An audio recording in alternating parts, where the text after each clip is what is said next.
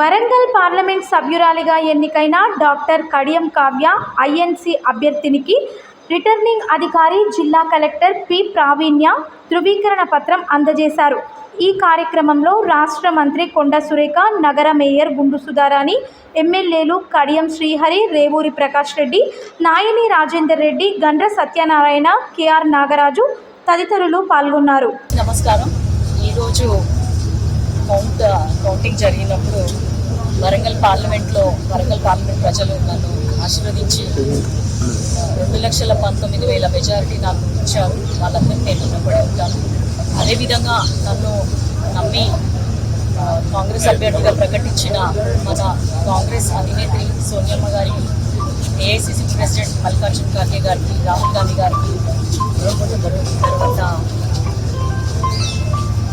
మన PCC chief మరియు CM Revanth Reddy గారికి, మా వరంగల్ జిల్లా మంత్రులు సురేఖమ్మ గారికి, సీతక్క గారికి, అట్లాగే మా శాసనసభ్యులు నా కోసము వాళ్ళే అభ్యర్థులుగా కష్టపడ్డారు నాకంటే ఎక్కువగా. వారందరికీ కూడా నా కృతజ్ఞతలు.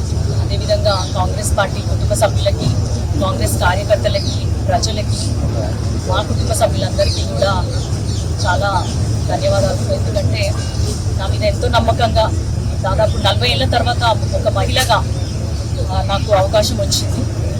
సో వరంగల్ పార్లమెంట్ ప్రజలు ఏ విధంగా అయితే నా మీద నమ్మకం పెట్టుకున్నారో, ఇక్కడ ఉన్న సమస్యలను తీరుస్తానని చెప్పేసి, ఆ విధంగానే నేను ఈ 5 ఏళ్ళు కష్టపడతాను. ఎల్లప్పుడూ ప్రజలకు అందుబాటులో ఉంటానని మీ ద్వారా తెలియజేసుకుంటూ మరోసారి అందరికీ ధన్యవాదాలు తెలియజేస్తూ సెలవు తీసుకుంటాను. Thank you.